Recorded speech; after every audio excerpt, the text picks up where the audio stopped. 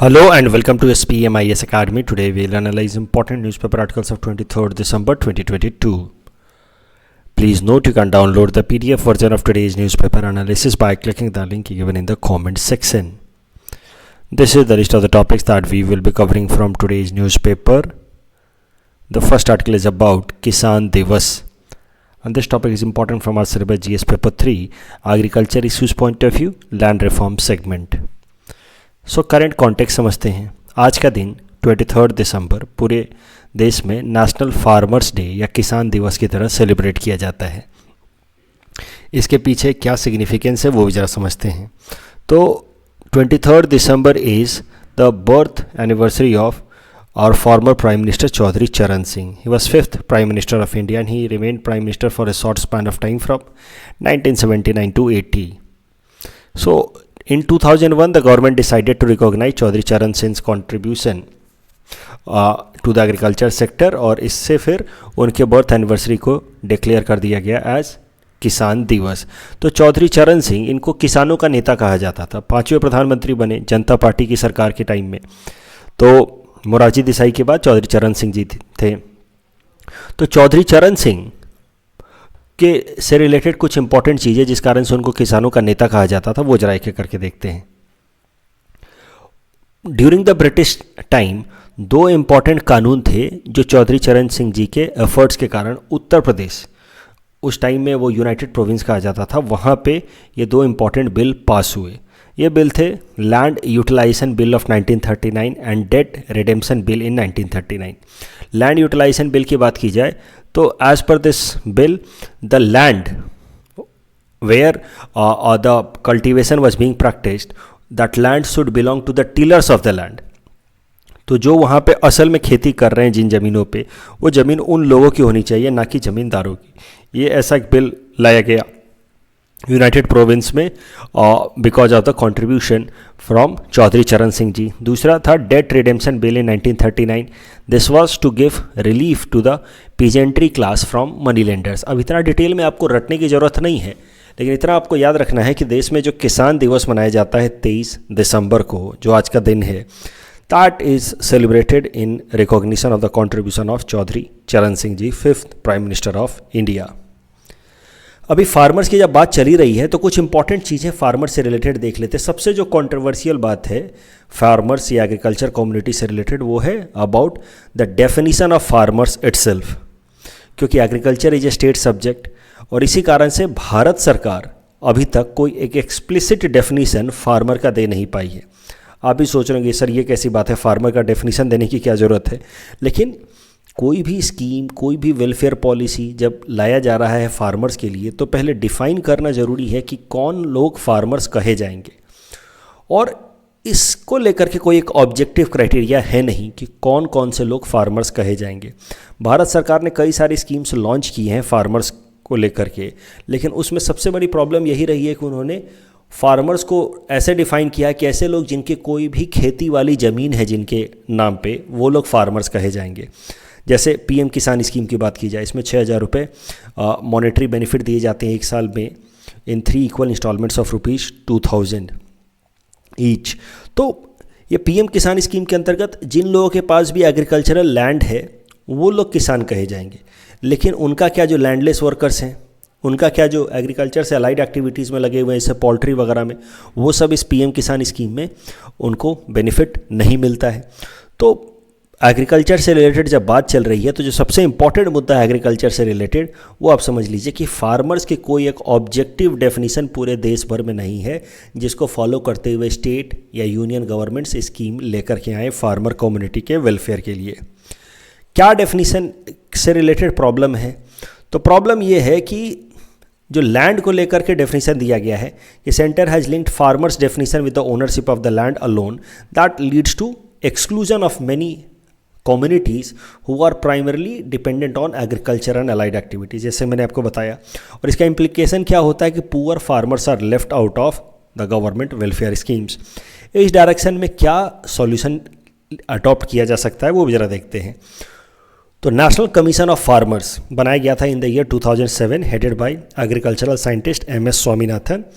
उन्होंने, इस कमीशन ने रेकमेंड किया था कि the term farmer should be or should refer to any person who is actively engaged in economic and livelihood activities of growing crops and producing other primarily agricultural commodities। सरल भाषा में कहें तो जो नेशनल कमीशन ऑफ फार्मर्स था 2007 वाला, headed by agricultural scientist M S Swaminathan, इसके हिसाब से कोई भी इंसान जो खेती करता है, कोई भी क्रॉप उगाता है, वो फार्मर की तरह काउंट होना चाहिए।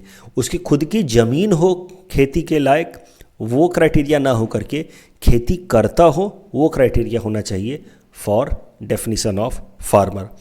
Unfortunately this definition has not been accepted so far for implementation of government scheme. यही कारण है कि कई सारे लोग जो ज़मीनों के ओनर्स हैं, जो सो कॉल्ड ज़मींदार हैं, उनको भारत सरकार के अलग अलग स्कीम्स का फ़ायदा मिल जाता है, जबकि जो उन ज़मीनों पर सच में काम करते हैं, मेहनत मजदूरी करते हैं, उनको भारत सरकार के अलग अलग वेलफेयर स्कीम्स का फ़ायदा नहीं मिल पाता है।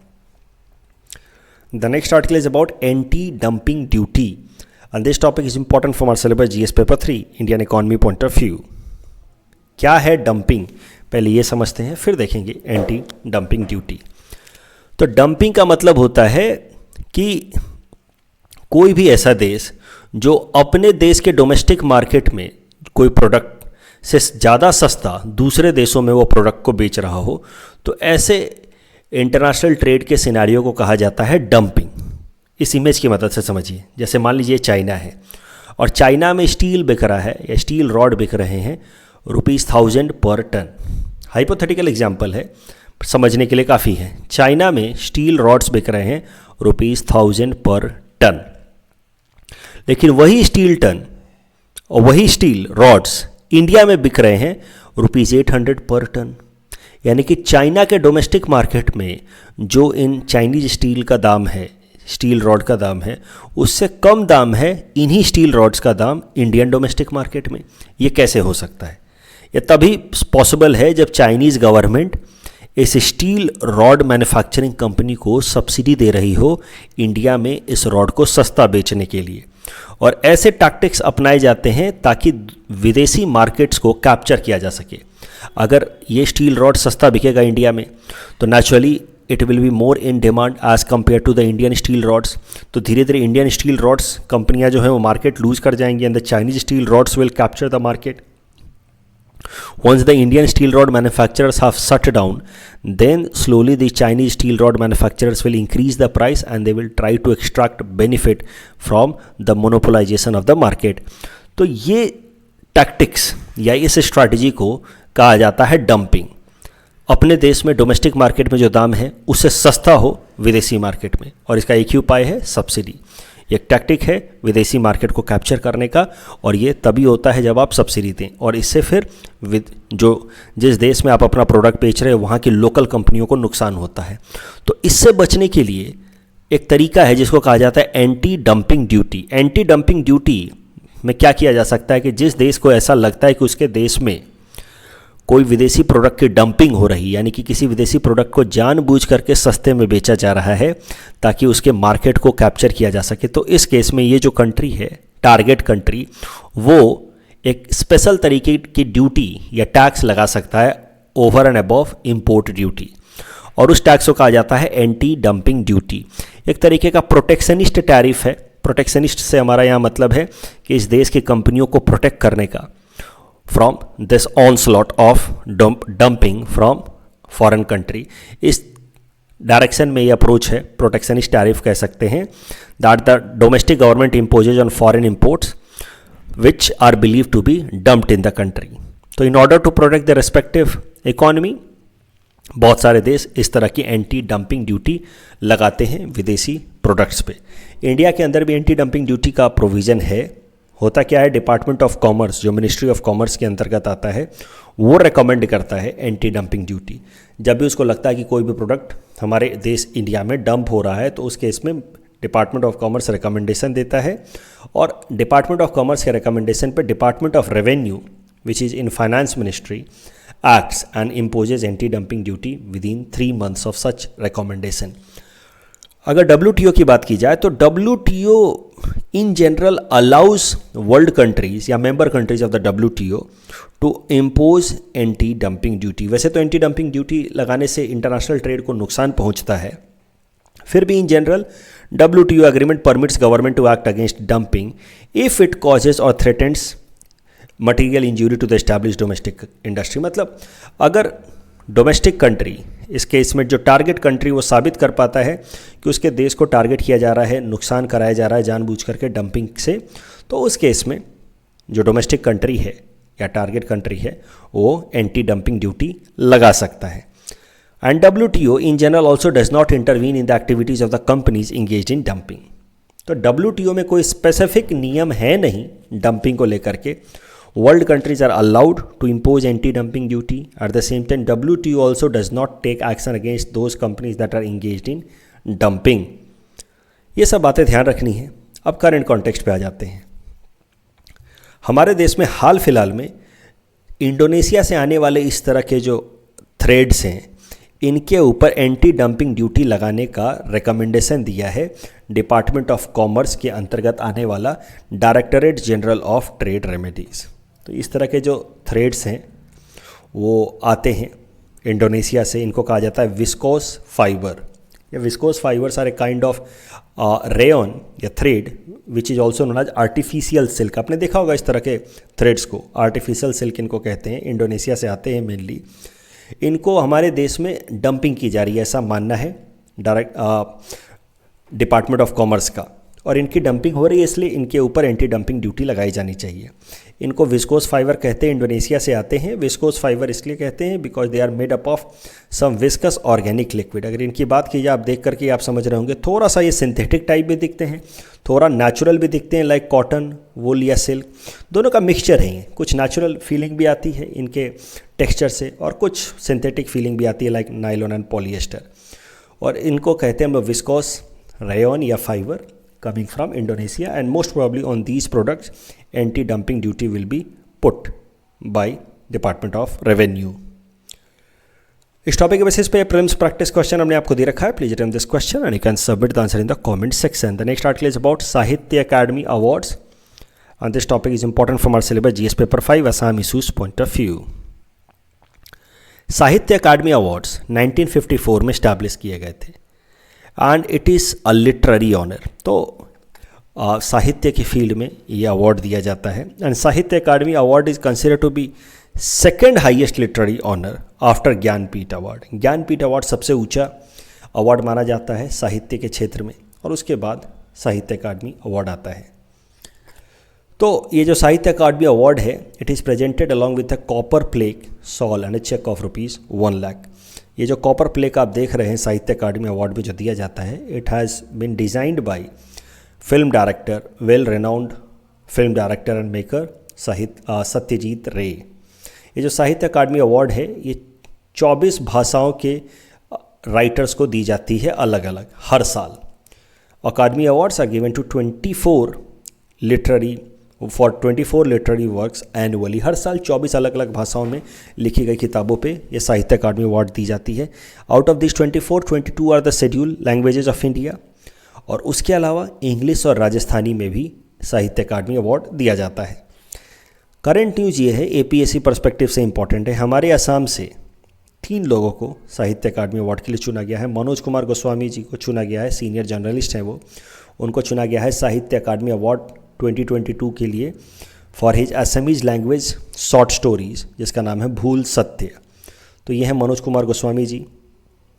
ये शॉर्ट स्टोरीज़ असमीज में लिखे हैं इन्होंने, भूल सत्य, जिस पे अलग अलग थीम्स पे इन्होंने शॉर्ट स्टोरीज़ लिखे हैं, जैसे कि social unrest, middle class crisis या कन्फ्लिक्ट्स पे लिखा है।